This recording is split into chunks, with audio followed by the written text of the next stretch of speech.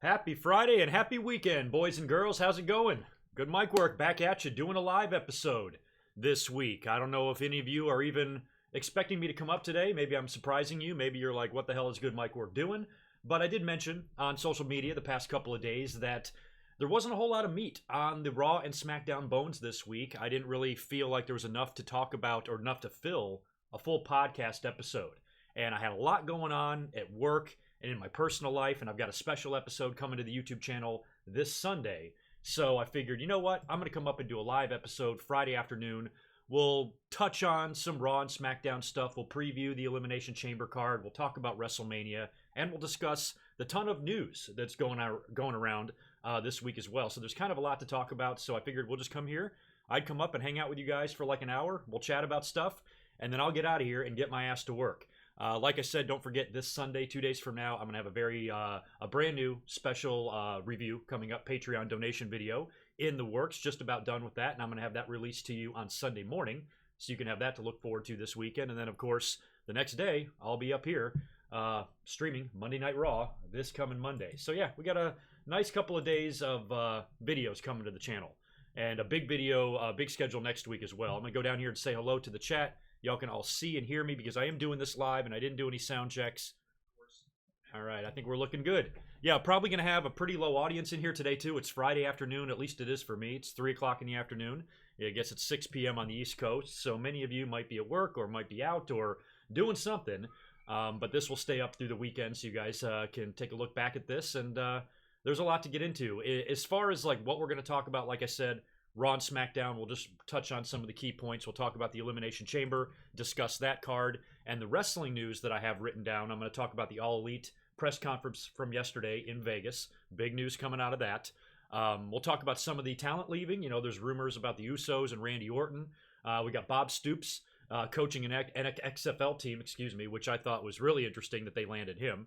And we've got updates on Luke Harper, ideas for Bray Wyatt, Superstar Shake-Up date was announced. A lot going on. So we'll get into it here in just a second. Like I said, I do want to say hi to everybody. Deluxe Man, what's going on? I was going to mention you in a minute because one of the things I'm going to talk about, well, because I'm going to start with the wrestling news. One of the things I'm going to talk about is this story of The Undertaker charging $25,000 an hour for personal appearances. I did not read that. I read that his personal appearances were $25,000, not $25,000 per hour. That seems insane. You know, you mean to tell me that if he does a 3-hour autograph signing, they have to pay him 75 grand? No way. So I don't even know the validity on that. So Deluxe Man, you messaged me yesterday on Twitter. Anybody else that has that story of it being $25,000 an hour, I would like to see it, because what I read was $25,000 total, which is still a pretty steep and hefty price. I'm still questioning the validity of The Undertaker's Twitter account. Apparently it's legit, it's verified, but he's never been one for Twitter, so I don't know what's going on there. And the story about him now taking outside bookings outside of WWE, something that he's never done, is really interesting. I don't know when he takes these bookings, if he takes them as The Undertaker or Mark Calloway. I would imagine that WWE isn't going to restrain him from doing anything that he wants to do, given how long he's been with the company and everything like that, but kind of odd that Undertaker just still isn't going away. You know, here we thought that this year might be his retirement match finally, since he already had his retirement match 2 years ago. We thought maybe he would retire again this year in New York. He'd go into the Hall of Fame. He'd be a great headliner for WrestleMania this year. It's got to be either The Undertaker or The Rock. Who the hell else are they going to have headline this year? You got to have a big name for New York. You know, so Taker seemed to be right on the top of my list, but from what we can tell right now, there's no plans at all for him for WrestleMania. So y'all's guess is as good as mine. Let me know what you think about that. But yeah, The Undertaker charging that insane price for public appearances and then or personal appearances, and then we have no idea what he's going to be doing, if anything, at WrestleMania. And I'm really concerned about the Hall of Fame. Like I said, we don't have a headliner yet. We don't even have any inductees announced yet. The only inductee that we got was broken by PW Insider over the weekend. And they said that the Hart Foundation, the tag team of the Hart Foundation, Jim Neidhart, Bret Hart, and Jimmy Hart, would be going into the Hall of Fame. I haven't seen any confirmation from this from WWE.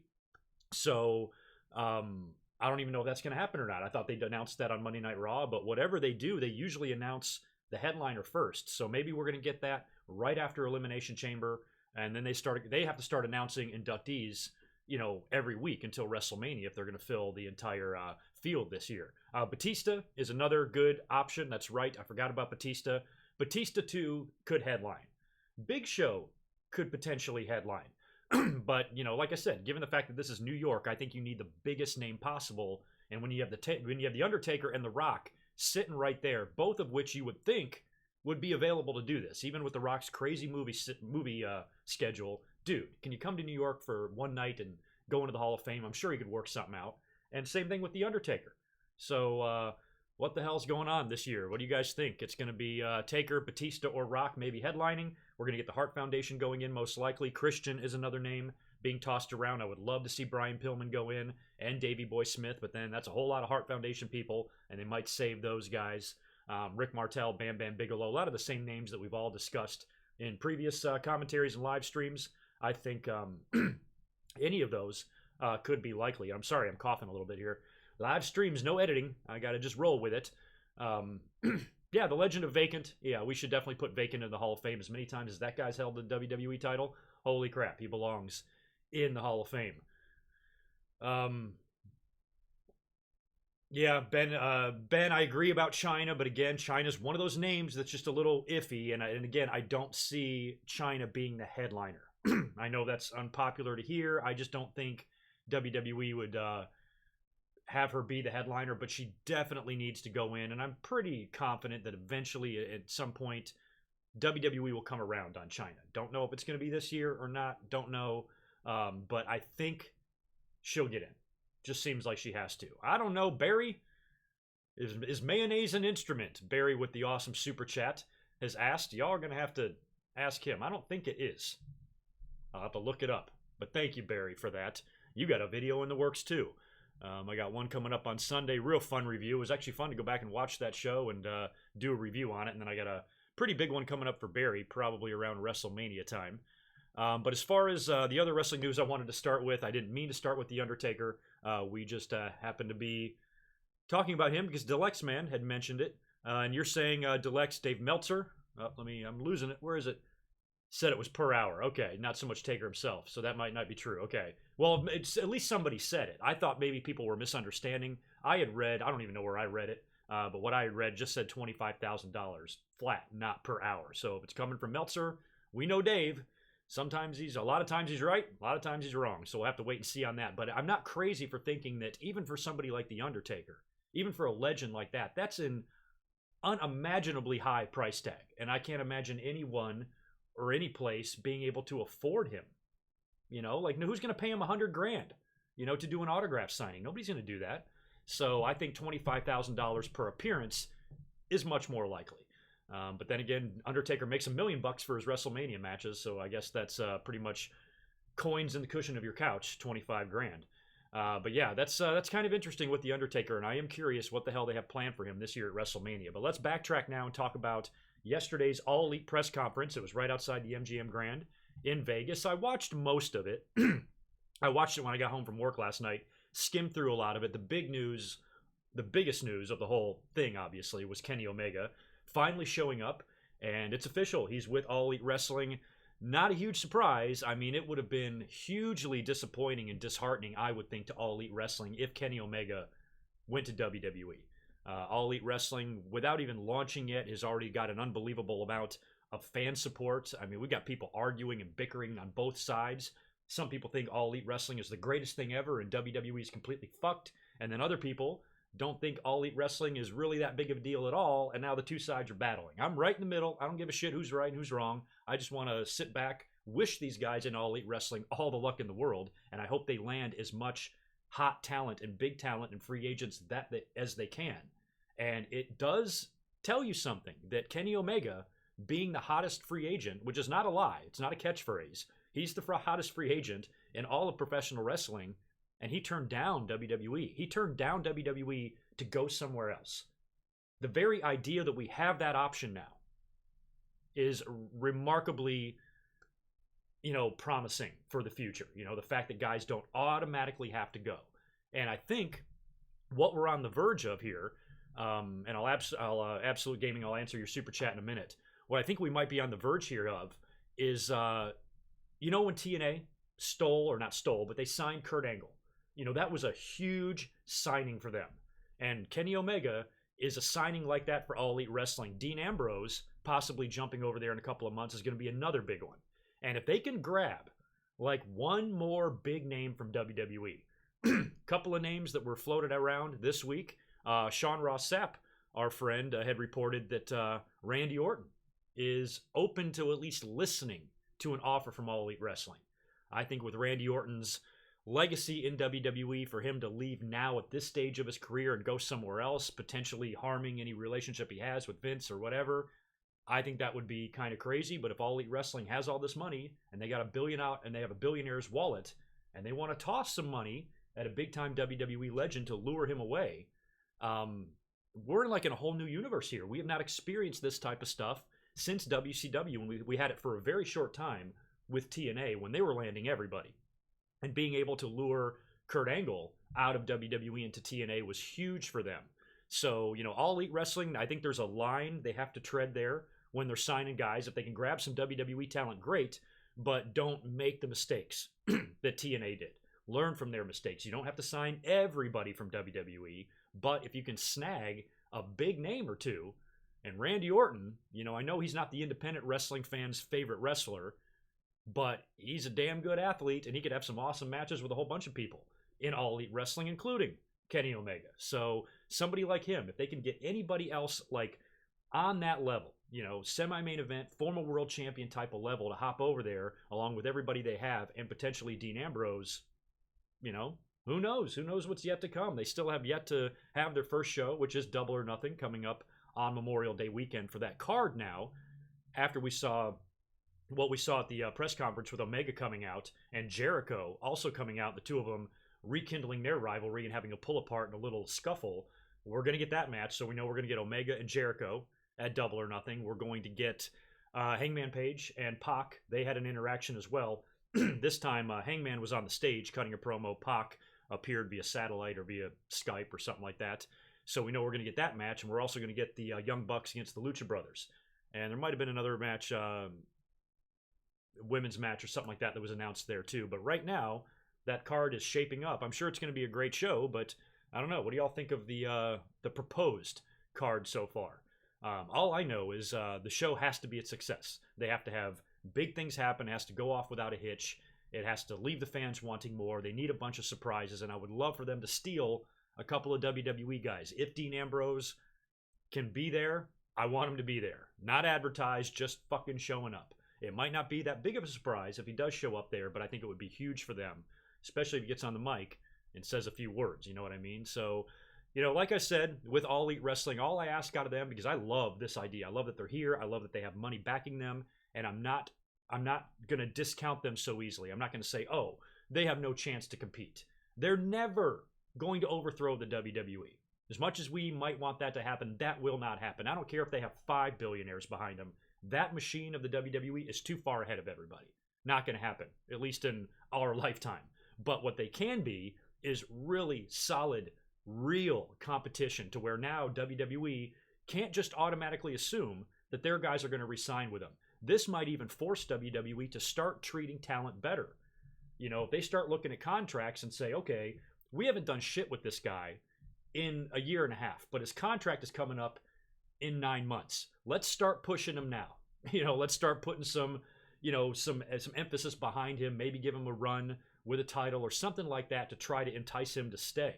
So this might actually help out talent that are being improperly used. And if WWE realizes that they're not using guys, they're going to be fucking out of there.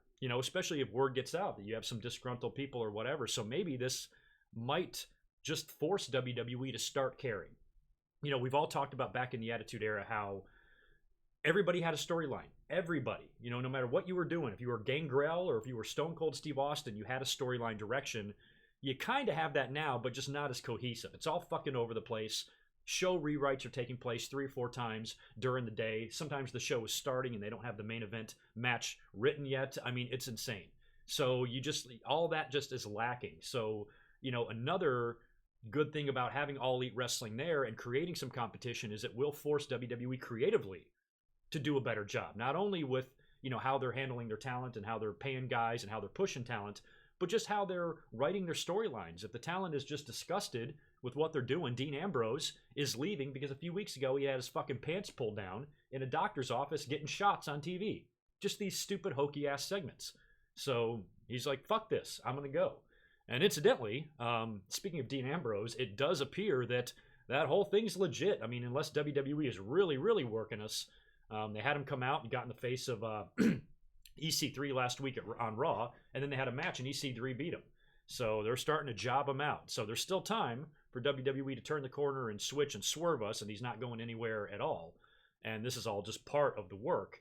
But the more and more, I look at the situation, it's feeling kind of legit to me. So I kind of think Ambrose is gone. And good. Let him go. Let him go to All Elite Wrestling. Let him, like I said, become a professional bowler. Doesn't matter what he does.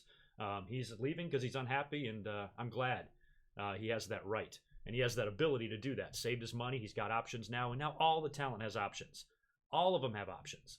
And the TV deal is another one, Joey G. Joey G's video is coming this Sunday. He's the one responsible for this review. A TV deal is in the works. All Elite Wrestling is going to have to get that done. I'd be fine with it. A lot of people are saying TBS. That would be huge. I mean, that's a huge network. I mean, that would be as close as you can get to the Monday Night Wars because WCW was on TNT for all those years. TBS would be fantastic for All Elite Wrestling. I would love for them to go there instead of some, the way TNA had this revolving door of networks. They were going from one shitty network who nobody has to another, one after another. If All Elite Wrestling is going to sign a TV deal, I don't want it to be some flimsy deal on a secondary network and the day of the week changes all the time and when they're airing their shows and everything is just a mess. It needs to be a big network that's going to, commit to them, and promote their shit. And TBS would be perfect. If not, you can do it on the internet. I spend all my time on the internet anyway, so I'd be perfectly fine with being able to watch All Elite Wrestling on the All Elite Wrestling Network or some streaming service or something like that. So provided they can just find some sort of an outlet, which I'm sure they will, to show their product, that's all they really need at this point. They got to get that TV deal. Talent is there. Infrastructure is starting to come together. Kenny Omega was... what was he announced as? The executive vice president or something like that. So he's got a backstage role, it looks like, in All Elite Wrestling as well. All probably part of his deal, because if WWE really is trying to cockblock All Elite Wrestling, they offered Kenny Omega a fantastic deal. A big deal for what they consider to be a big money deal. And he turned it down. So that's good. That means they must be paying him out the ass as well. And he's one of their core guys. He's going to be one of their top guys that they're going to center and build the company around. And that's good. That's what we need. I can't wait till it all gets kicked off. I'm still thinking that maybe it's possible I can go to Double or Nothing, but most likely no. It's Memorial Day weekend. That's going to be tough for me to swing at work, but Vegas ain't far away. I'd like to try to make it happen. Good question, Lorenzo. I have no idea what channel Impact is on. I'm going to jump into some more wrestling news here, but I do know that I missed a couple of super chats that I want to answer. One was from Absolute Gaming. Oh, and Joey G. Joey G, thanks. I mentioned in the beginning that I was just up here doing a live show today because I didn't have time to bust out a full podcast. Just too much going on. So I figured I'd do this instead. But you are getting a podcast episode and YouTube video this Sunday for you. Absolute Gaming, thanks for the $5, man. People are speculating they are building for a Stephanie Becky match at SummerSlam. What are my thoughts? Stay tuned. I'm going to give you my thoughts on that. Kind of looks that way. I liked what they did with Stephanie and Becky. It feels like they're trying to recreate Austin and McMahon a little bit with the women. And that could definitely be a SummerSlam match. I definitely don't think we've seen the last of Stephanie in the ring, but I will talk about that a little bit more later on. And then I missed another one from Chris. Thank you, dude, for the $5 as well. Do you think it's important to not have All Elite Wrestling matches follow the WWE formula of big move lockout to feel different?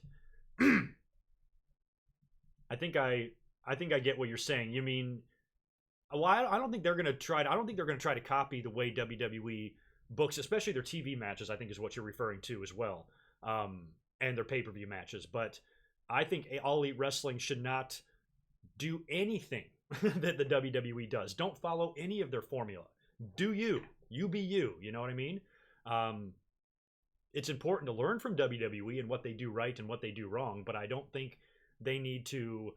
I think what's going to make them the most successful is for them to be as big of an alternative to WWE as possible. And if they start booking their matches in the same way, and having the same type of formulas, especially in their big matches and their main events and stuff like that, we can get that anywhere. And then and if it's all the same, if the matches are all kind of constructed the same, then all you really have to look at is okay, who has the better talent roster? And no matter how much you love All Elite Wrestling, I'm sorry, WWE across their entire umbrella has a far better talent roster than what All Elite Wrestling has. Sorry, when you look at NXT, NXT UK, the amazing women in WWE, and the two main rosters of Raw and SmackDown, no comparison. So what All Elite Wrestling has to do is, because this is what TNA had. Back in the day, TNA fans felt like they had the better wrestling. They had the better roster. They had the better talent. Well, now that's not really the case because NXT exists. And nobody really in the world can go out there and claim that they have any better wrestling than NXT, and All Elite Wrestling is going to that's going to be a tall order for them to even compete with them. And I think All Elite should just be the big number 2 at some point, and Impact should just fizzle away and die at some point, and Ring of Honor will stick around. They got a lot of money behind them too. So All Elite Wrestling and Ring of Honor, I think, are excellent alternatives to WWE, and neither company needs to follow any of what the WWE is doing. I do agree. That's the card so far down ice. I think Pac and Paige looks fun. I'm looking forward to that one as well. I mean, Jericho and Omega, we know will be a good match, despite the fact that Jericho is 62 years old. And there's going to be a lot of good wrestling on that show. But just seeing Pac, I miss Neville. I've only seen a couple of clips of him from Dragon Gate or wherever he is now, and it would be nice to see him more often, at least for a fan like me, because I'm not all over the place. I'm not looking at every single promotion out there. Don't really have time for that. And I miss Pac, so I'm hoping he succeeds in All Elite Wrestling, because I will be paying attention, especially at first, to All Elite Wrestling and how they function just as a company and how everything goes. We have a lot of wrestlers. We have a lot of people in the ring that have executive roles in All Elite Wrestling as well. You have to wonder if that will become an issue down the road. It always does. It's a recipe for disaster anytime you have talent in charge. It's never worked out well.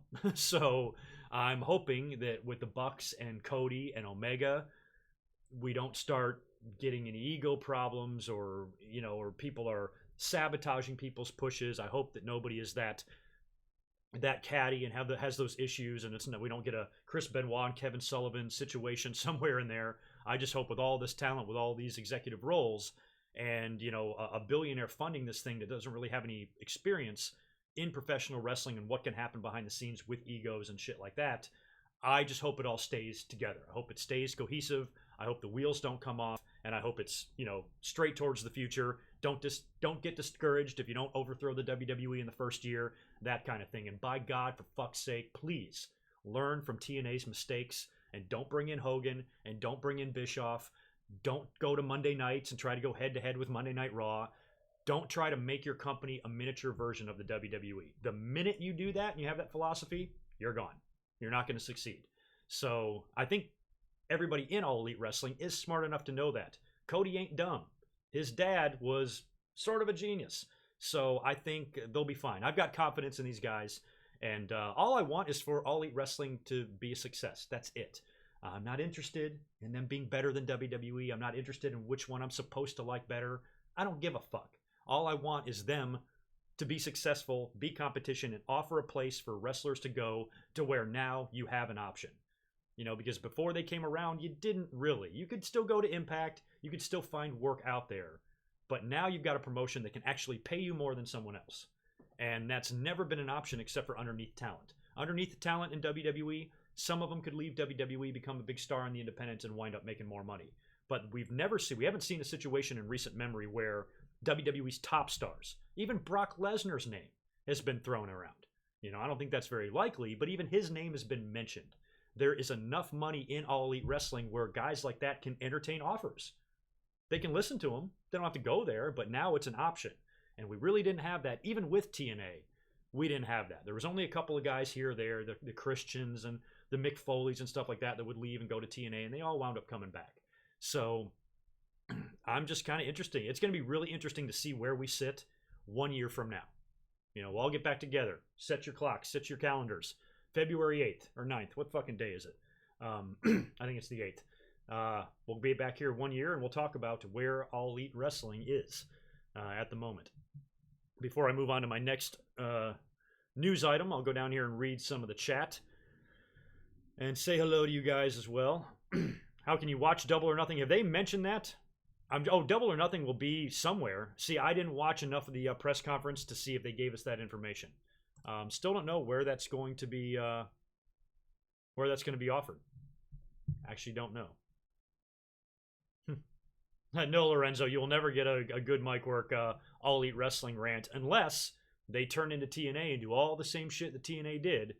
Then I'll go tell them to fuck themselves. But like I said, I think those guys are smarter than that. Neil, thank you for the super chat, dude. I really appreciate it. Do you think losing talent might actually be a good thing for WWE? Yes, I do. I was going to say that, actually. They seem to have a lot of amazing talent. They seem to struggle to utilize them. Yes, because there's a shitload of people on the roster. Think about how many people are on the roster, just current active wrestlers. Then you have NXT. You just called up a half a dozen of them a few weeks ago, and you constantly have a new influx of new talent coming in from NXT. After certain takeovers or certain times of the year, you get more. So now you're just adding more talent. So to lose a star like Dean Ambrose is good for everybody because, he's a big star in WWE in a prominent role, but still, are we going to miss him? If Dean Ambrose is gone, are we going to say, man, the show was so much better when Dean Ambrose was here? WWE will be just fine. They can live with or without Ambrose. Doesn't matter. But somebody else can really benefit from a talent like him that has something to offer that's special, and is a talented worker and promo cutter and a great character. He can flourish somewhere else, and I think there's plenty of talent that's like that. So if WWE does lose a handful of guys, they need not worry. They have plenty more. There's so many good wrestlers that are just sitting there doing nothing that if some guys leave, it now gives them an opportunity, or they themselves can leave, giving themselves opportunity somewhere else. So I think for everybody involved, a little bit of talent leaving WWE isn't going to hurt anyone, least of all WWE. And thanks for another one there, Chris. I appreciate that. Do you think All Elite Wrestling would be dumb enough to hire Russo? No, I don't think they'd be dumb enough at this point to hire Russo. Why would they? Russo is a guy that WWE has no interest in, so he's available. But I don't think so. I just think that would be silly. Given Russo's track record, the last thing All Elite Wrestling also wants to do right now at this point, I would assume, is ruffle the feathers of any of the fans, because fans get very angry easily and they can turn sour and turn on you in a blink of an eye. And all the fans that are sucking the dick of All Elite Wrestling right now, they might not like to hear that they've hired Vince Russo. And they'll be like, what the fuck, or whatever. So if I was All Elite Wrestling, I'd stay away from Vince Russo. Not that he doesn't have stuff to offer. I'm not a huge Vince Russo fan, but I don't hate the guy either. But I just think that he's kind of just a controversial figure in wrestling, and if they brought him in, it would really unleash a lot of opinions on fans, and then they'd really be under the microscope, especially creatively. If they do something that's not so great, it's all going to fall on Russo's shoulders. So if I'm in All Elite Wrestling, and I don't know what's going on in their heads, but if I'm there, I'm not calling Russo. Hello, Russo, if you're watching, by the way. What's up, Catherine? Oh, you're talking to somebody else, but how are you? Good to see you in here too. Let me go back to my wrestling news. I got notes all over the place. I got 4 screens pulled up here. Like I said, the talent leaving WWE could be an issue. We've heard Randy Orton's name tossed around, and also the Usos. This was also reported by Sean Ross Sapp that they have not re-signed their deal yet, and I guess they're coming up in the future, and WWE is concerned they could leave them. And I'd be fine with it. And Usos going to All Elite Wrestling would be great, but Usos going to Japan would be great as well. There's plenty of shit they can do there. We know that. So the Usos would be one of the talents that I would actually be disappointed if they left, because I'm a big fan of the Usos tag team. And they've already been tweaked up. They had the character change and they went heel a couple years ago, however long it's been. I really like their mic work. I really like the way they come out and talk trash to their opponents. I like their look, and they're every bit as good in the ring as they've always been. And that's a team that WWE would want to keep around. Otherwise, you are really putting a dent in your tag team division. And if WWE eventually pulls the trigger on a New Day breakup and they move Big E on off by himself and they break up that faction, now you've lost another tag team. You've lost your two best, arguably, in a short span there. So for me as a fan, the Usos are one talent that I actually hope stays there.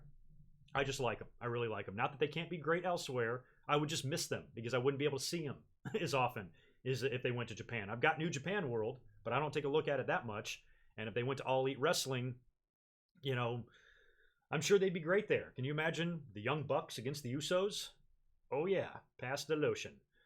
Yeah, I was Jim Cornette was a guy on my mind too, Catherine, about coming in. I'd bring in Jim Cornette to consult or just to talk. Jim Cornette's not even a guy I would think that would want to take a full-time backstage role anywhere. You know, he likes being at home. He doesn't really like to leave Kentucky or wherever the hell he lives. And if he was there to just offer some input, then I'd be fine with that because he's a great wrestling mind. You know, he knows how to book wrestling and he knows what he's doing. So at least talking to him, I think would be worth it for sure. And if All Elite Wrestling tried to use the NWA titles, they might. I don't know how they're going to work that either. I don't know, you know, because there's going to be a lot of crossover. They're going to have working relationships with other promotions. They already do. So a lot of those titles are going to be coming in, and then I'm guessing they're going to have their own title. I don't know if they're going to create a brand new world title or what the hell's going on. But yeah, a lot of that stuff still has to be hammered out. We haven't seen any belt reveals yet, I don't believe. So we got a long way to go until that company, you know, fully launches. Yeah, and if Orton goes to All Elite Wrestling, bring back the punt. You got that right. The Randy Cutter. Yeah, they're going to have to, a lot of guys are going to have to change names. You know, Dean Ambrose is not going to be Dean Ambrose when he leaves. I don't even know if he can be Jon Moxley. He might not be able to. Like I said, he needs to be Johnny D. Good because that's his real name, and that would be hilarious. But Randy Orton can still be Randy Orton, but he might not be able to use the RKO.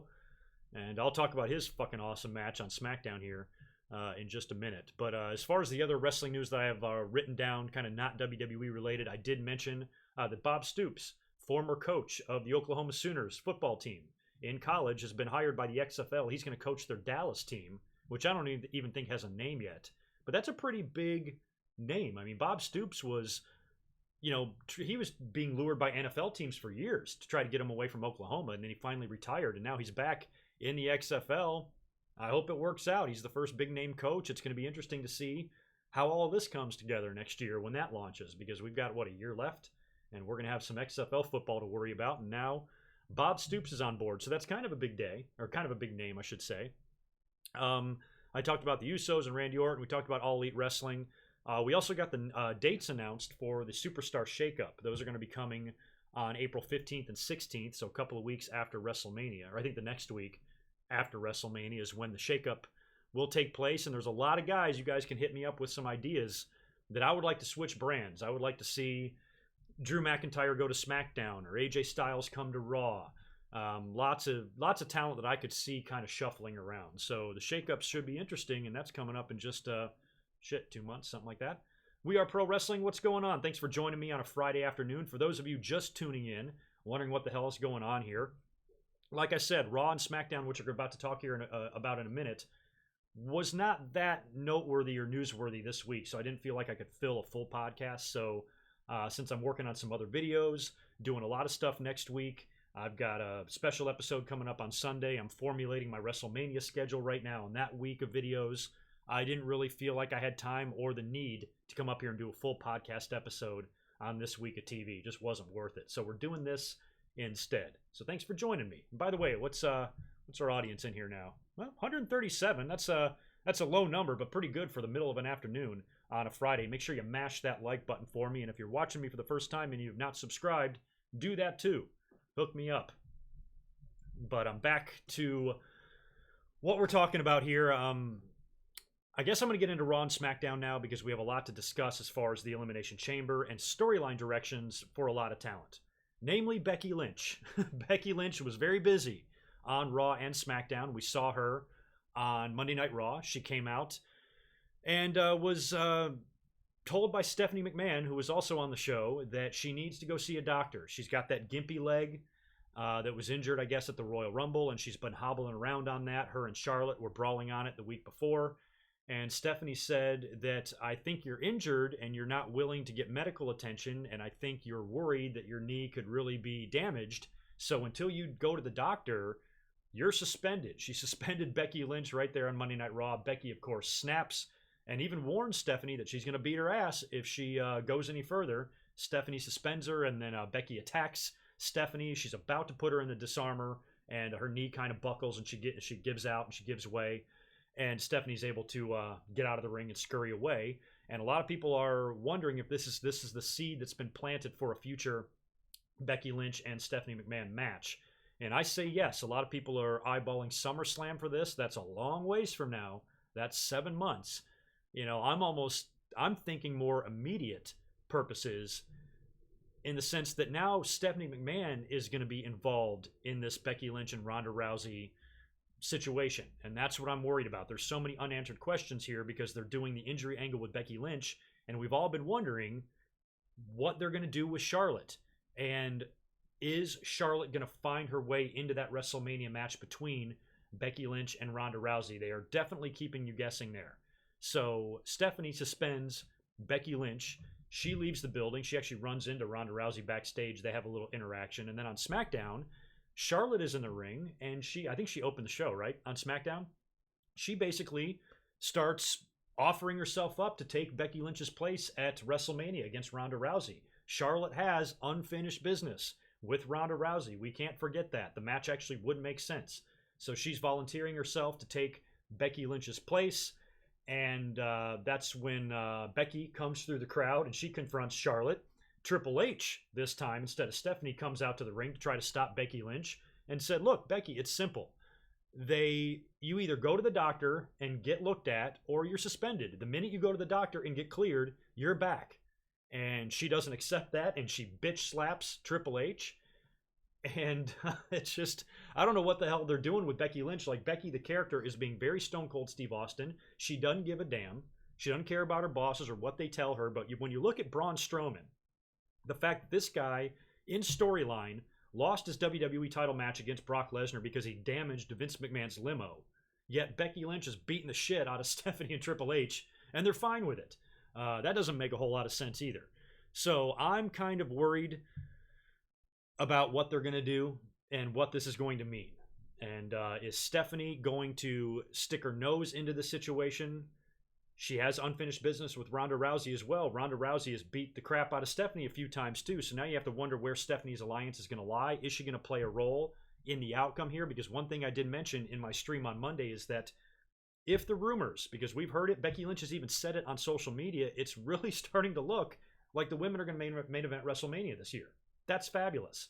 So if that's really going to happen, you have to wonder if WWE is going to want to inject as many female personalities as they can into this first-time historic event. And Stephanie McMahon loves to pat herself on the back for all of her contributions to the women's revolution. And we all know Charlotte is really the cornerstone of WWE's entire women's division. She's been the best they had up until this past year when Becky Lynch really caught fire. And like I said, Charlotte, for all the Charlotte haters out there, she got a raw fucking deal, man. If this was reversed, the fans would be shitting their pants. They'd be freaking out how unfair it was. But because it's Charlotte, they're okay with it because they don't like her and they're all fucking marks. So Charlotte takes on Ronda Rousey at Survivor Series because Becky Lynch gets botched and potatoed in the face by Nia Jax, ending that whole deal. And now Charlotte has to wrestle Ronda Rousey, putting Becky Lynch's match off. Ronda Rousey and Charlotte were going to work this year's WrestleMania. There was no way WWE was not going to do that match at WrestleMania. So now that the punch to Becky's face happened, they flipped. They've switched places. Now it's Charlotte stuck without an opponent, and Becky Lynch is going into Mania to face Ronda Rousey. And you have to look at it from Charlotte's perspective. If she thought that there was really a chance that she could be the first ever woman to main event a WrestleMania, and that was all taken away from her because of fucking Nia Jax, I'd be pretty pissed off too. So maybe WWE is trying to come up with a compromise in their head to keep all the women, happy, or just give them what they deserve, and they might want to make it a triple threat. Before you freak out, full disclosure, I'm against that idea. I don't want a triple threat. I want Becky Lynch versus Ronda Rousey. All I'm saying is that I can see WWE adding Stephanie, adding Charlotte somehow. Remember at WrestleMania 2000 when they had a McMahon in every corner of that fatal four-way? They had to put as many people as they could into that. And it makes me think that Stephanie's going to be out there or something's going to go down. There's still the possibilities of the Four Horsewomen and Four Horsewomen rivalry. You can get Sasha, Charlotte, Bayley involved in this thing too. And you can bring Shayna Baszler and company in from NXT to get involved in this thing. You might have a whole bunch of women involved in the main event. But me being a traditionalist and being an old school guy, if it was up to me and if I had my say, I would just do the straight one-on-one match. Becky Lynch, Ronda Rousey, nobody in the corners. Stephanie McMahon, keep your stupid face out of this match. Stay in the back. We don't need you. Let these two women fight it out. And let Becky Lynch hopefully have one pretty big colossal moment, defeating Ronda Rousey at WrestleMania. But where does that leave everybody? Where does that leave Charlotte? I've been proposing for months that Charlotte, or ever since Becky Lynch got knocked out of the Survivor Series match, once that happened, I've been saying that Charlotte should take on Asuka again. I would love to see part 2. And Asuka is champion this time. The whole fucking wrestling world shit in their hands and wiped it on their face last year when Charlotte lost that match, which was not a big deal. And now, after WWE did such a terrible job with Asuka and Charlotte after that and fucked everything up, and poor Asuka felt like she was virtually ruined at that point. They finally got her back on track. She beat both Becky Lynch and Ronda Rousey, or Becky Lynch and Charlotte at TLC. She beat Becky Lynch clean, tapped her out at the Royal Rumble, and now she goes in to get this win back against Charlotte that she lost last year. This time she's champion instead of Charlotte, and this time she's tapping Charlotte out instead of the other way around. I would love that for Asuka, but again, where does that leave you with Charlotte? And I'm thinking, it doesn't matter what we think. I'm thinking from a WWE's point of view. You might be saying, oh, fuck Charlotte.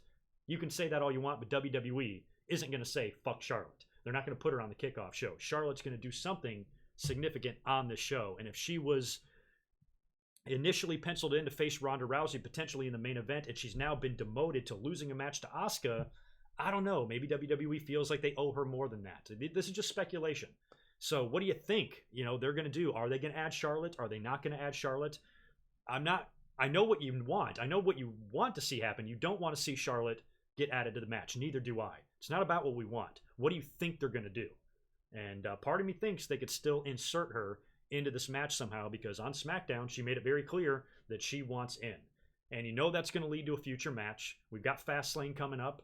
So I'm thinking we get Becky and Charlotte at Fastlane, and maybe Becky's spot in the matches on the line. She still has to get reinstated, which means Becky Lynch, according to Triple H and Stephanie, in storyline, is going to have to go see a doctor. So she's either not going to do that, or I don't know if she's going to go into WrestleMania with this limp. I don't know how long the leg is going to bother her. I really don't know. So y'all got to... Oh, I thought you were calling me dumb. You really don't know. So your guess is as good as mine. I would love to see what you guys have to say about this. Do I have super chats to answer? I think I do.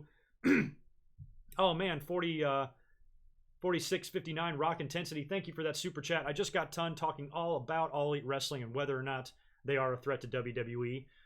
In the future, yes. Currently, no. But very promising that the biggest free agent in the wrestling world turned down a WWE offer to go somewhere else. That is a big promising thing. So I think in the future, of course, they can be a threat. Right now, before their first show and without a TV deal, no threat at all. Spaz Phoenix, thanks dude. Thanks for stopping by as well. Wow, you're in here. Delexman is in here. We Are Pro Wrestling is in here. What's the best intergender match WWE could give us with the current roster? That's a good question, because when it comes to WrestleMania, we might get one of those. You got to think Nia Jax is going to have to be involved, right? She's the one that started all this shit at the Royal Rumble. So if it's Nia Jax, it might be against Dean Ambrose. I wouldn't be surprised. And again, that could fuel into if this is a work or not. Like we said, it's becoming clear to most of us that this Dean Ambrose leaving is probably not a work. It's probably legit. Still very weird that WWE's announcing his departure 3 months before his contract is up without trying to change his mind or just wait and see type of thing. And they're going to start jobbing him out now. But if it is a work, I'd have him lose to Nia Jax too, because if this whole thing is a work and they're just tricking the fans, the best way to convince them that he's leaving is have him lose to a woman. Jeff Jarrett him, back like when he got beat by China when he left. And if Nia Jax has a match with Dean Ambrose and she beats him, the fans are going to be all but sure that he's out the door. And then if it turns out it was a work, it'll be that much more surprising. So I'm going to put Nia Jax in the match, maybe against Dean Ambrose, only because of where they are currently, the two of them on TV. They've had some issues together. Asuka would be another one. Who said Asuka and Balor? Asuka and Balor would probably be a pretty good match as well. I'd have to do some thinking on that. I think Charlotte could work with like Kurt Hawkins or something, or Charlotte and I don't know, Charlotte and Seth Rollins might be pretty good. I just don't know. It's just gonna be crazy who they finally put in there when they do the intergender match. Yeah, and We Are Pro Wrestling, that's an interesting point too about WrestleMania, is that I do feel like, especially if we have the women main event, we're going to get that WrestleMania 20 Benoit and Eddie moment type of thing. Charlotte getting the women's title could be a nice deal. If Charlotte is SmackDown champion, Becky is Universal or Raw champion, and then you've got Sasha and Bayley as the tag team champions, they could do a big kind of celebration in the middle of the ring. I pitched that idea of doing that with somebody at some point. But again, where does that leave Asuka? I don't want to see Asuka lose to Charlotte again at WrestleMania, but at the same time, Charlotte is stringing up a whole lot of losses here. She didn't win at TLC. She lost at the Royal Rumble. If she faces Becky leading up to WrestleMania with Becky's spot on the line and Becky wins, that means Charlotte loses again. She also lost back at Evolution. She's due a victory here at some point. Hate to break it to you, fans, but she's due for a win. And as much as I feel like Asuka should be the one to defeat her this time, she might be stringing up too many losses for WWE to stomach, and they might want to give her a victory at WrestleMania as well. But whatever they do, I think if the women main event, you do some sort of a celebration at the end with the alphas. You get Asuka in there, Charlotte, Becky, and Ronda, and maybe some sort of show of respect, or maybe you get a swerve, and maybe the four horsewomen hit the ring, and Baszler's in there kicking ass, and all hell's breaking loose to close out WrestleMania. Who knows? But I wouldn't be surprised if we do get that moment. And like I said, when I pitched this idea originally a while back, it would be a really good FU in Saudi Arabia's face, because WWE is going to be going there less than a month later, I believe on May 3rd. And I'll talk about that date in a minute too, because it's going to have an interesting tie into SmackDown. But I think that would be really nice for WWE's biggest show of the year, WrestleMania 35, fucking New York. You have the women main event. It's a big love fest, history-making moment. Great match between the two ladies. Confetti, celebrations, pyro, fireworks, the whole deal. And just extend a big middle finger right to Saudi Arabia. Fuck you, you idiots. We'll see you in a month, kind of thing. So I think all that could be nice. That's kind of what I'm hoping for. Getting back though to Monday Night Raw, we'll talk about the women. Feel free to keep throwing out your ideas, but I got to keep moving here because I got to get out of here pretty soon. The other big news and the big story on Monday Night Raw, it looks like they're starting to do something with Kurt Angle. He's teasing retirement. He had a promo on Monday Night Raw. It looked like he was going to retire. It actually looked like he was going to announce his retirement. We had a feeling he wouldn't, and he would be interrupted by somebody. He was. McIntyre and Corbin came out there. That set up a tag team match later on with Braun Strowman teaming up with Angle to take on McIntyre and Corbin. Was that match the main event? Pretty sure it was the main event on Raw. It ended in a DQ. Strowman got disqualified, so we didn't even get an outcome there. I don't know where they're going with Strowman and McIntyre and Corbin and Angle. I don't know what Angle was trying to say. I don't know if he's going to get another chance to say it this week on Raw. And if it is leading to retirement Angle with him and maybe a final match, that could be something else that you could set up for WrestleMania. I'd be perfectly fine with that. If Kurt Angle had like the Ric Flair type of match. Ric Flair, he retired in the middle of the card at WrestleMania 24, or at least he tried to retire. But they could do something like that with Kurt Angle if they can find the right opponent for him to lose to. Who would that be? Throw out some ideas, of who Kurt Angle could work with. I really hope it's not Baron Corbin. It could be Drew McIntyre, but they already did that match. They did it on Monday Night Raw, I think, at the end of last year, where Drew McIntyre tapped Kurt Angle out to his own move. So I think, I don't know what the hell they're going to do. Jason Jordan, good question there. Kurt Angle did mention Jason Jordan in his promo. Apparently, he's still injured. He's got a backstage role, that he in the company somewhere, and he's still got the neck problem. So we don't know what the deal with Jason Jordan is, and I don't know if he's ever going to be back. But whatever Kurt Angle does, it looks like they're setting up for that. So throw me out ideas. What do you think he's going to do? Who's he going to work with? If this is a retirement angle, does he have a match and retire and lose and go out on his back? And if he does, who does he do that with? Y'all's guess is as good as mine. Like I said, we've got Dean Ambrose losing to EC3 on Monday Night Raw. That was all set up on the Moment of Bliss, where she's interviewing EC3. Ambrose gets in his face. EC3 challenges him to a match, and then he gets beat. He gets rolled up. I think he's, I don't know if he's going for dirty deeds or what, but EC3 catches his legs, flips him over, kind of rolls him up into a pinning combination and scores a quick 3. And Ambrose is starting a job. Pretty crazy. Oh, bless you, Designer Metal 1. Yeah, that's what you do. Kurt Angle and AJ Styles. Perfect. AJ will give him a great match. AJ's got no direction right now. He's got nobody he's really working with. There was rumors that he had some sort of an injury, but I guess he doesn't. So he should be good to go for WrestleMania and for Elimination Chamber in a week. Styles is excellent. Excellent choice, because you also got to think about somebody that can give Angle a good match, because when we see Kurt Angle in the ring, the last person in the world we want to see him working with is somebody like Baron Corbin, because Kurt Angle is not the same. He's a shell of his former self. He struggles with mobility and things like that in the ring now. Styles can fly all over that ring for Kurt Angle, and I would love to see that. I mean, that's actually top of my list. Thank you. I don't know why I didn't think of that, but that's fabulous. Kurt Angle versus AJ Styles at WrestleMania. That's my bet. That's what I think they should do. If Angle is that's assuming, of course, Angle is having the retirement match. Angle is having the final match. AJ Styles would be a perfect guy, because he has so much history with Kurt Angle from TNA as well. And they go way back, and they've had some matches together. So, yeah. Yeah. Oh, yeah, I know it happened in TNA. Doesn't mean they can't do it now. I think it would be great. So, yeah, that's Angle's retirement match. Perfect. Excellent choice there. Yeah, James. Yeah, wait till you see what my April 1st video is going to be this year. I've already got some ideas. It's going to be a lot of fun.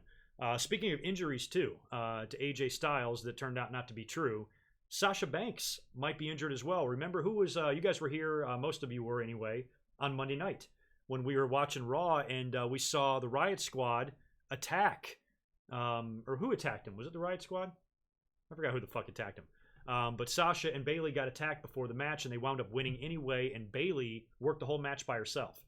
So I guess that explains why they did that, is because Sasha was hurt.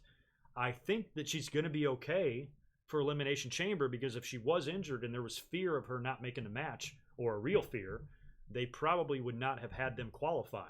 And the more and more we get closer to this, it's got to be them, right? Who are the teams? I have it written down here, actually. Let's look at the chamber match for the women. We've got Bayley and Sasha, Sonya Deville and Mandy Rose, Naomi and Carmella. That's a weird team. Tamina and Nia Jax, Morgan and Logan, and the Iconics. So of all those teams, Sasha and Bayley, that's who you give these belts to. No, hands down, no question. Alicia and Nikki, are they in there too? That has to be who wins it. I was all for the Iconics being tag team champions. I still am. I'm just not all for them being the first ever tag team champions. I would like to see the Iconics start being built back up, get some more TV wins for a while, and then eventually dethrone Sasha and Bayley. That's what I'd prefer to see. But I think with the legacies that Sasha and Bayley have built for themselves in WWE, both being former world champions, that's who I would give it to. At least for the first ever match. If the tag team titles have existed already for a while and they've been around for 5 years, then it's anybody's game. It could be Morgan and Logan, it could be Sonya and Mandy, it could be all sorts of people. But for the first ever champs, you got to give it to Sasha and Bayley, because they've got the history together. They've got this, long running alliance, and everybody else is kind of more or less slapped together with the exception of the Iconics. So I'm rooting for them. Yeah, Styles is good to go. I'm not even sure who was reporting that at first, but I'm glad to hear that he's not injured. That's for sure. Yeah, I don't even know if Sasha Banks and Bayley need it the most. I just think they should be the first champions. That's all. To me, I'm not saying it's the absolute right decision. It's just if I'm in WWE and I'm making these decisions and I'm looking at the field and I've got a crown and somebody has to be my first ever tag team champions, I'm putting it on to, proven talents like Sasha and Bayley. That's just what I'm doing. The Revival, speaking of tag teams, they won, I guess, on SmackDown and Raw. They did the same thing, didn't they? Each show had like a four corners match to determine a number one contender. The Usos won it on the SmackDown side. They'll be facing the Miz and Shane McMahon at Elimination Chamber for the titles. And on Raw, we had the Revival win a four corners match as well. So the Revival again are going to be given another shot. They've fallen short on every other shot they've had, and this title match is still to be determined. I'm not sure if they've announced this. We might see it this week on Monday Night Raw, or we might see it at Elimination Chamber, or maybe they hold it off until Fastlane or something like that. But I think I'm going to go ahead and predict this right now because of what we've heard internally from the Revival. Word is that they were unhappy and that WWE said, all right, give us a chance here. Give us a few months to try to make you guys happy, use you in a way you want to be used, try to take the tag team division, I don't know, more seriously or whatever. We got the belts on Rude and Gable right now. And since the Revival have already earned previous title shots and fallen short, they're going to earn another one and fall short again. If you're not going to have the Revival win the belts, then have another team win that number one contenders match and have them lose to Rude and Gable. So the way this is feeling to me personally is I think the Revival is going to win the title. So whenever the match happens, I'm predicting the Revival to win the Raw tag team titles. And it would be cool if it did happen on TV. For me, it doesn't have to happen on a pay-per-view. I'm perfectly fine if that match main evented Monday Night Raw. Why not? It's better than it being on the kickoff show at Fastlane or Chamber or WrestleMania. I would love to see them put the Revival against Gable and Rude in the main event of Monday Night Raw. Why not? Why not? Your ratings are already shitty if you're worried that, Braun Strowman's not out there, so fans aren't going to tune in. Give them a fucking chance. Let them have a match that they could have in NXT. Give them 25 minutes, maybe even 30 minutes at the end of Monday Night Raw, 1 week. Put that match on last. You can have 17 commercial breaks if you absolutely fucking must, but at least give them 30 minutes to work a match, have a barn burner, have a title change at the end. I think that could be fun. And if you want to create more interest in your tag team division, you have to feature the tag team division prominently on TV. And what better way to do that than in the main event? A hell of a lot better than the main event we saw last week on Monday Night Raw. So that would be my vote. So WWE, if anybody from your crazy ass company is watching, give us the Revival versus Rude and Gable in the main event of a future Monday Night Raw sooner rather than later, and let's put them red straps on the Revival. They have more than earned it. What's going on, Steven Scott? How you doing, man? Happy Friday. Happy almost weekend to you. I'm doing very good. I'm heading off to work here shortly. I'm going to try to, I still got some stuff to talk about, but I'm going to try to wrap it up here in the next 20 or so minutes. I initially intended this to be an hour-long stream, and I'm pretty sure I've been going for over an hour now. So, yeah. Oh, yeah, Nikki Cross and Alicia Fox. Thank you. I couldn't remember who the hell attacked Bayley and Sasha. Thanks for that. Man, my memory, y'all know why that is. Y'all know. What else did we see on Monday Night Raw? Is there anything else worth talking about on that show? The Mojo Rawley thing. What do y'all think about that? I don't care. I don't like him. I hate to say that. I shouldn't say I don't like him. I just don't. He's just not one of my favorite people to watch on TV. And he's been sitting in front of a mirror recently on TV, blaming himself for all of his problems. They've already done something like this with him once before, when he kind of turned heel and, got that, more angry attitude, that more cutthroat, vicious type of attitude, and then it was never followed through with. Next thing you know, he's jobbing again. Looks like they're hitting the reset button one more time on Mojo Rawley, and now he's doing this like self-help or self-awareness type of thing, and he's, holding himself accountable. So we'll have to see where this leads, if he eventually surfaces on TV in the ring and attacks somebody or just starts being an asshole. I don't know. Y'all's guess is as good as mine on that one. What's going on, Chaz? How are you? How Wheezy? Good to see you in here. Man, we got all sorts of people in here. Catherine's been in to say hi. We've had Deluxe Man stopping by. We Are Pro Wrestling and Spaz and all sorts of guys. And Joey G, who is responsible for a special episode that you're going to be getting this Sunday. I'm going to try to have that released early in the morning on Sunday. Real fun review there. Glad that y'all stopped by and hung out with me on a Friday afternoon. Yeah, I'm kind of, I'm admittedly kind of being lazy this week. I just had so much going on. I did not have time to just record a long podcast there wasn't enough to get into. And next week, like I said, we got all sorts of videos because it's the go home week to the Elimination Chamber. And what I plan on doing is at least one, possibly two. And actually, you guys can help me here. I need your help. I'm going to do another watch along, but I'm going to do it for a classic Elimination Chamber match, kind of like I did with the Royal Rumble match. Now, I'm not going to do the whole pay-per-view, just an Elimination Chamber match itself. And there's been some Elimination Chambers that haven't taken place at Elimination Chamber pay-per-views. I think we've had SummerSlam ones, we've had New Year's Revolution ones, we've had Survivor Series ones. So if there's one or two really good chamber matches that you can think of that are really fun and really awesome and that would be worth doing a watch along for, let me know. And I'm probably going to record maybe two of them, one at least, probably Sunday night. And I'll have that up on the channel next week. So that's my plan there. One of the matches that was in my head, I haven't gone back and watched this show in many, many years, but one of the Elimination Chamber matches that I thought might be fun to do was the one where Edge cashed in his briefcase on John Cena. So that's one that's been in my head. I think that was 2006, right before WrestleMania that year. So that might be a good one. But if there's any other ones you recommend, let me know.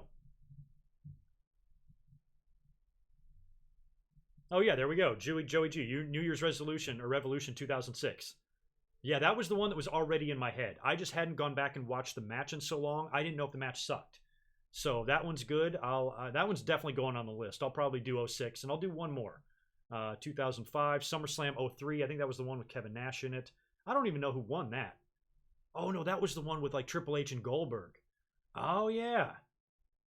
All right. Thank you, guys. I'll go back and look in this chat later. I might do like 03 and 06. I thought about doing Survivor Series as well, but I don't know. I've talked about Shawn Michaels a lot lately. Yeah, right now, 06 and 03 I think are leading the way. But if you have any other nominations, let me know. I'm probably going to have that uploaded. Let me see if I record it Sunday night. By the time I have time to do that, we're probably looking Tuesday or Wednesday, and then I'll probably be up Friday again for predictions because I did that for the Royal Rumble. I thought it worked out very well. I just came up here on Friday afternoon just like this at about 3 p.m. local time for me and busted out my Royal Rumble predictions. I will probably do that again for the Elimination Chamber. So next week you'll get my Raw stream, you'll get a watch along, you might get a one-off, and you'll get my predictions. So lots of videos. And then of course I'll be up here reacting to Elimination Chamber on the 17th, I think is the date on that.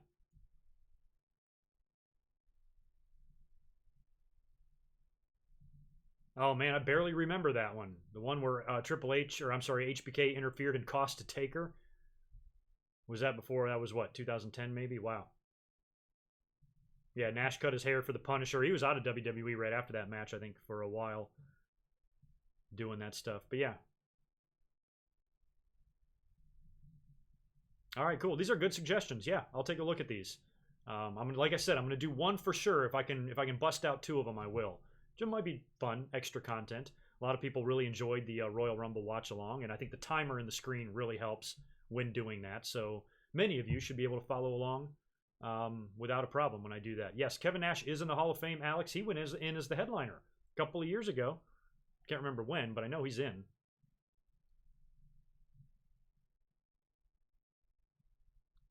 Yeah.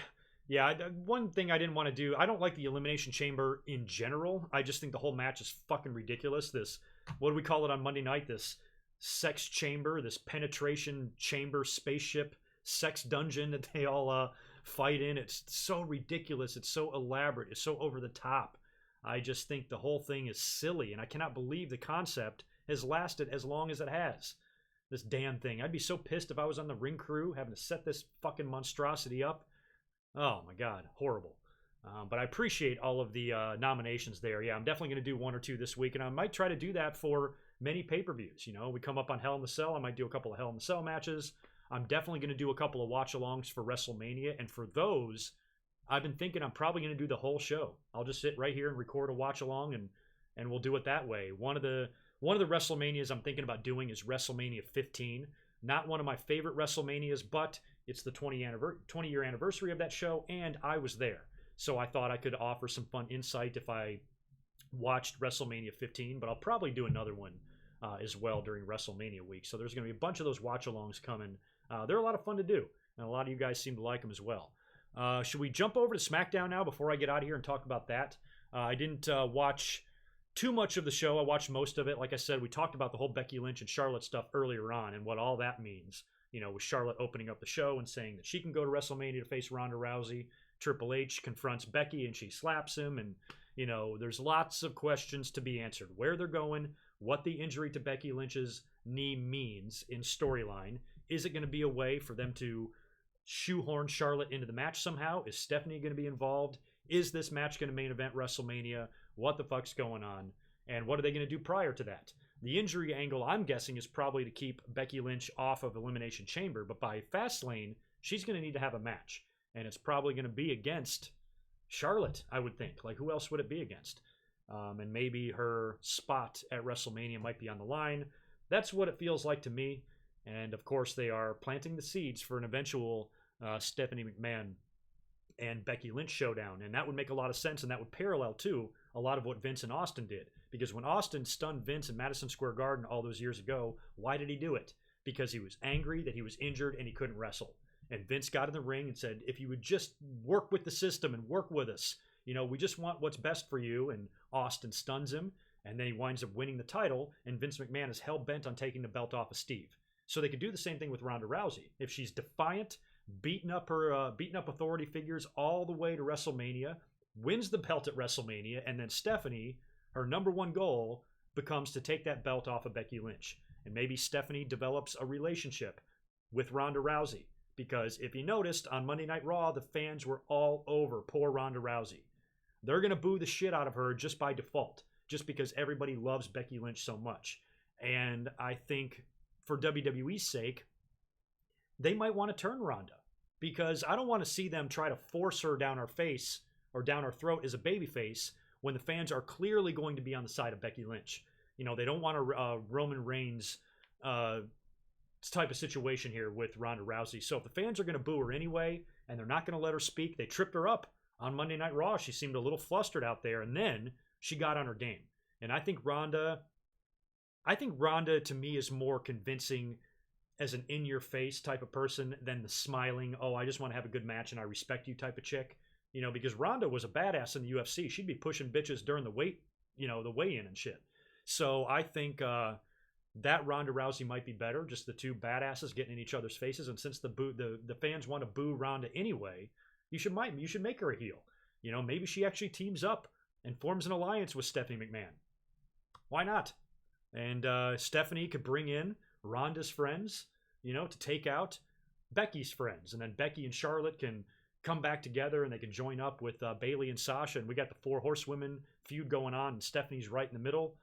Maybe she's on the side of Ronda. I don't know. I don't know what the hell is going to happen here. So y'all's guess is as good as mine on that one too. But I think that maybe Ronda could eventually turn heel between now and WrestleMania. They might have to do that. They might have no choice but to do that.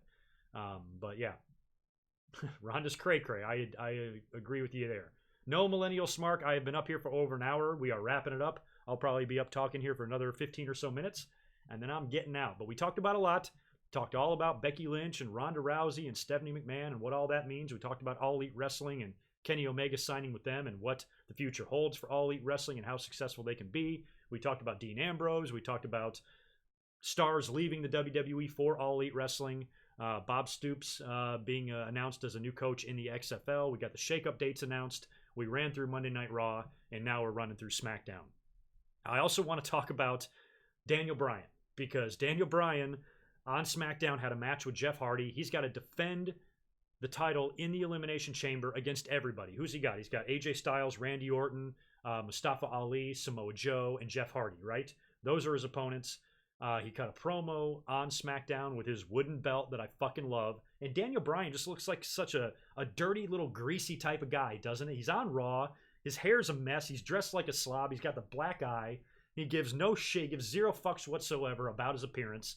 He gives the fans a ton of shit for their overconsumption, and talked about his new hemp title made out of wood and shit, which I just love. I just fucking love the Daniel Bryan character. But oh my God, do I have questions regarding Daniel Bryan. Like I said on SmackDown, he took on Jeff Hardy. Jeff Hardy was a guy that I actually proposed as being a potential WrestleMania opponent for Daniel Bryan. Seems like he needs to work with somebody. if he is going to retain at the Elimination Chamber, which I think he will. And that means he's got to go face somebody at WrestleMania, but he doesn't have a clear-cut opponent right now. And I kind of compared it to what CM Punk did at WrestleMania 28 when he was WWE Champion, but The Rock and Cena were the main event, just like the ladies are probably going to be the main event this year. So what Daniel Bryan needs is just a good quality opponent to face, much like Jericho, or much like Punk faced Jericho at WrestleMania 28. So I'm trying to find that opponent for him. And I thought Jeff Hardy might be that guy. Another guy it could be is Mustafa Ali. How about that match with Randy Orton on SmackDown? Holy shit. I'm so glad that they're randomly using the guy. He was stuck on 205 Live. There's a lot of good talent there that's on 205 Live. He's exceptionally good. They've started using him on TV. He scored a victory over the WWE Champion a few weeks back. He's been in big-time matches on SmackDown Live, falling short in many of them. He's got the issue with Samoa Joe right now. But on SmackDown, he had a fucking barn burner of a match with Randy Orton with a great finish. And Randy Orton, here we are, nearly 20 years after this guy debuted in the company, and he is still finding innovative ways to nail that RKO. The way he had him on the ropes like that and nailed Mustafa and got the pin and the victory there, that was great shit. Mustafa's got an issue currently on TV with Samoa Joe. That will be, dealt with at Elimination Chamber, but they might even have the blow-off at Fastlane. So what I'm thinking they could do is have Daniel Bryan retain in the Chamber. I think he has to retain in the Chamber somehow.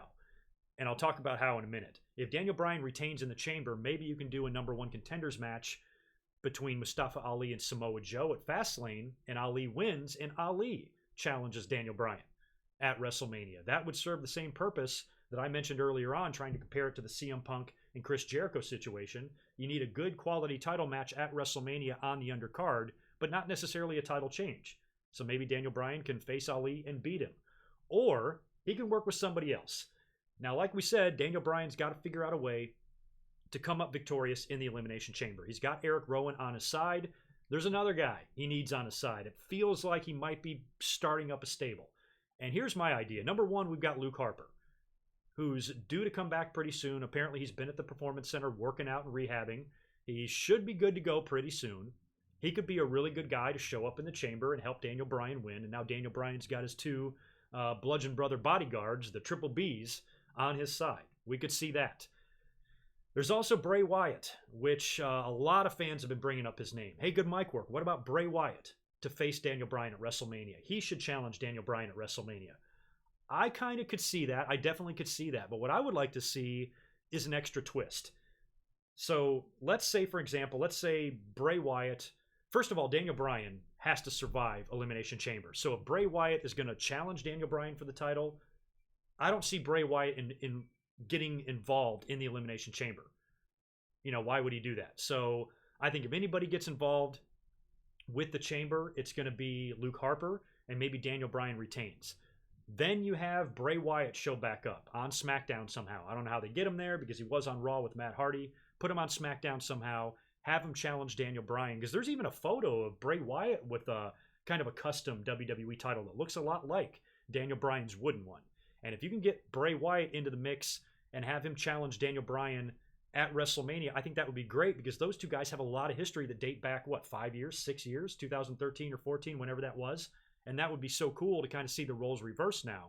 And Daniel Bryan now taking on a babyface, Bray Wyatt, or something like that. And Bray Wyatt now has to go against his former Wyatt family cohorts in Rowan and Harper if they both are on the side of Daniel Bryan. But here's what I'd like to see them do. And this might not do much for Bray Wyatt, but I still think it would be fun. What if Daniel Bryan faces Bray Wyatt at WrestleMania, and everybody thinks Bray Wyatt's going to win the title, but Daniel Bryan beats him. Daniel Bryan beats Bray Wyatt, and then after the match, Daniel Bryan offers Bray Wyatt to join his cult.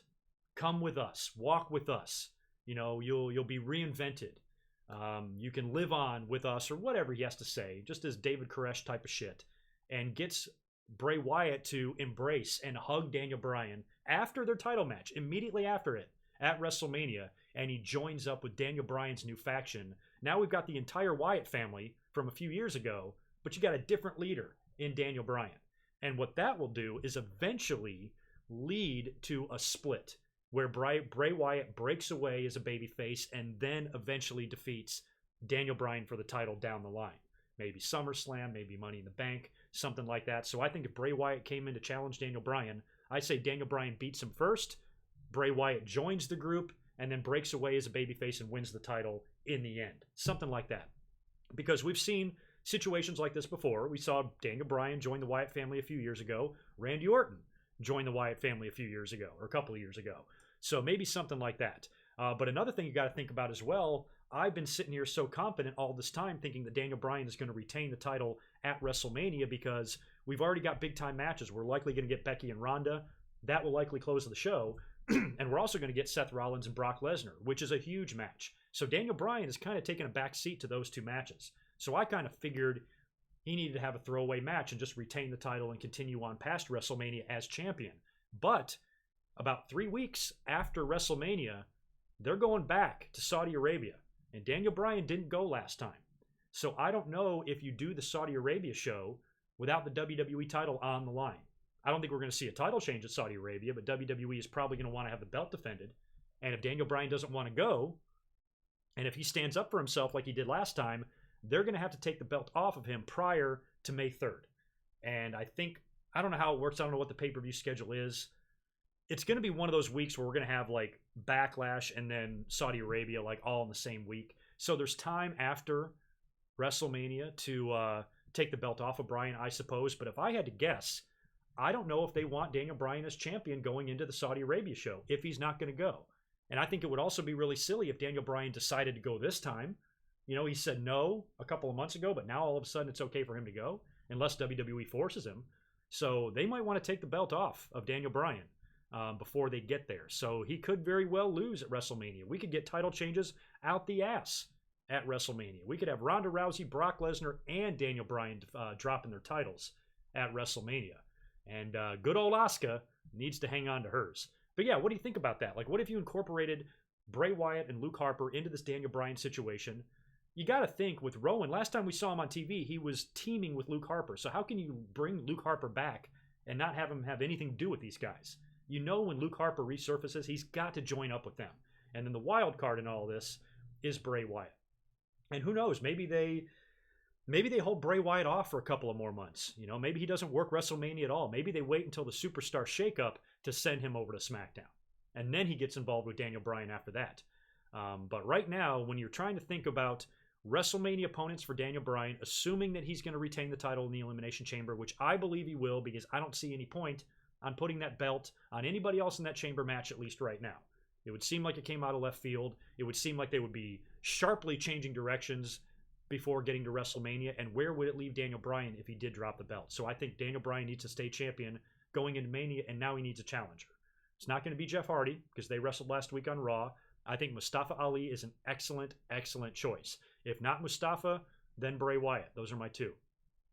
Sanity, Xander. Thank you for that. That's another good possibility. I don't know if Sanity got involved with Daniel Bryan. Now he's creating a super group. You know, now you're adding one faction to another faction.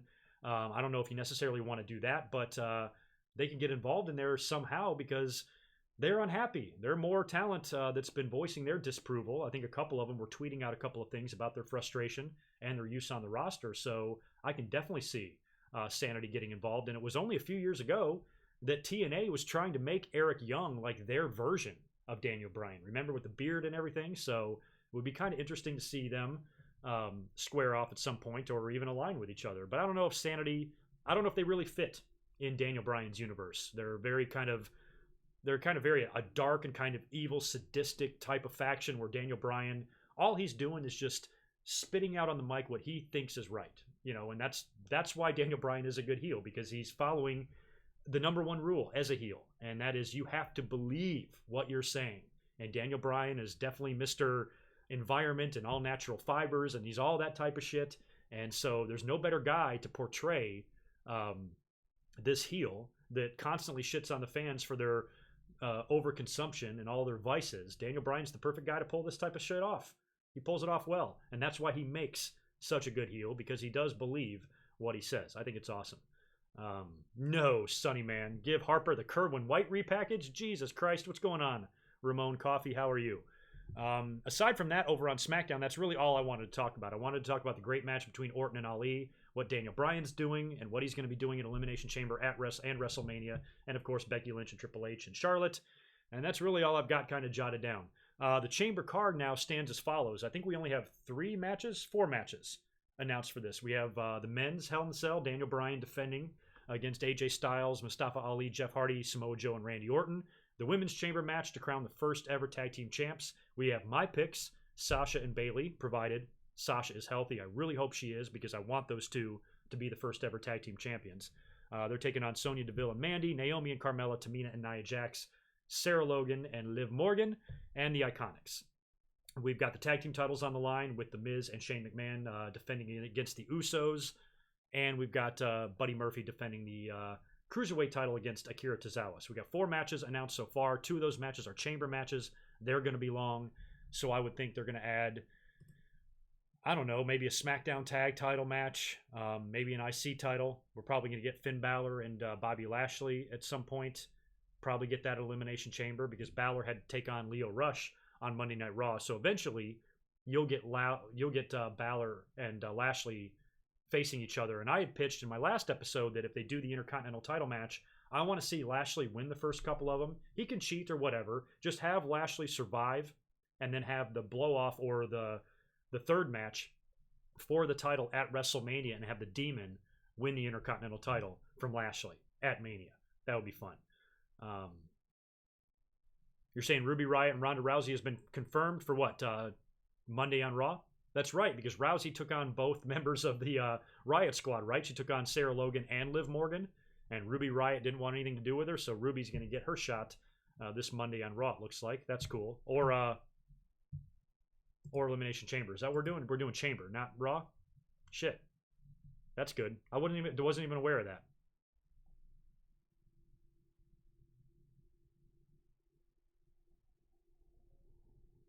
Brian Spencer, why do you think WWE is so afraid to let Becky and Rousey go? Oh, well, that's the thing. That's what we're speculating on. We don't know yet.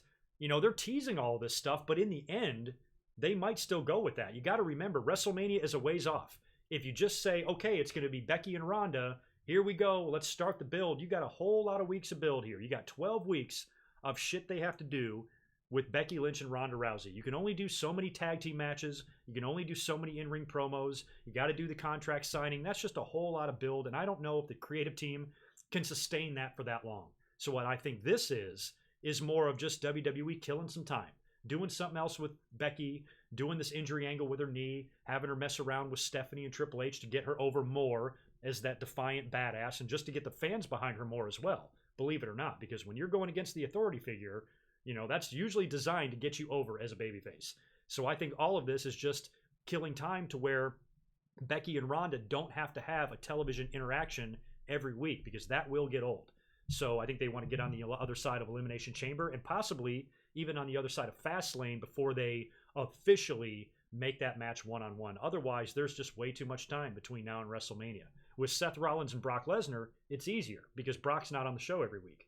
So now if they suspend Becky Lynch, they keep her off of Raw for a week or two or keep her off a pay-per-view, it just kills some time, and then they can really put the pedal to the metal, you know, when you get a month out of WrestleMania. And I'm still worried, though. You might be right. I'm definitely concerned that they might add Charlotte to it, and I explained why they would earlier on. So if you want to rewind to the beginning, you can hear my thoughts on that. And I'm not saying that I said I don't want Charlotte involved in the match, but I can see from WWE's perspective why they might want her in it. You know, because she did get screwed out of this match. Nia Jax punching Becky Lynch in the face fucked all their plans up. And now they're going with Becky and Ronda instead of Charlotte. It kind of, you know, leaves Charlotte out in the cold, especially if they have this match planned to be the main event. If it wasn't the main event, then who really cares? You know, they might even do that to appease everybody. Maybe it just won't main event this year. But if it is going to main event, that's a really big spot that Charlotte lost out on. You know, only a handful of people could say they main evented WrestleMania.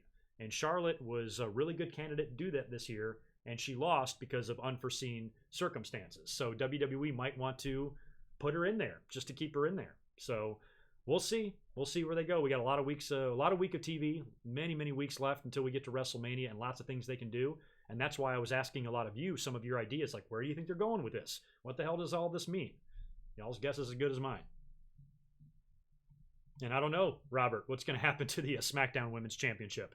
I would like to see Charlotte completely stay out of the Becky Lynch Ronda Rousey match and go on to challenge Asuka at WrestleMania. I've said that a million times. I would like to see them have a second match, and I would like to see Asuka win this time. Faux show. Yeah, no, Brian. I didn't mention that, but a triple threat match. I don't know if they, at this point, they want to protect Rousey. You know, it's just like last year. Everybody thought after this long winning streak of Asuka, they just wanted it to keep on going till the end of fucking time. Everybody said, oh, Asuka should beat Charlotte at WrestleMania and then face Ronda Rousey the next year. They wanted this woman's undefeated streak to go 3 years. You realize that? That's insane. With Ronda Rousey, she's been on top long enough. She debuted a year ago. She's been tapping everybody out, mowing down all of her competition, all the way up until now. She needs to drop the belt. And, you know, if there are rumors of her maybe going off to start a family or something like that, you know, it's not going to hurt her to lose, just like it didn't hurt Asuka last year. Asuka's, what's wrong with, like, losing one match?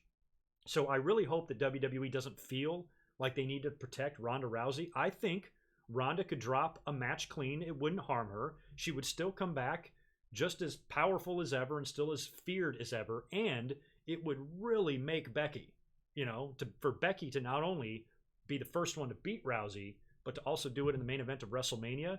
You know, that's why you gave Rousey this long run to where when she drops it, it's a huge deal.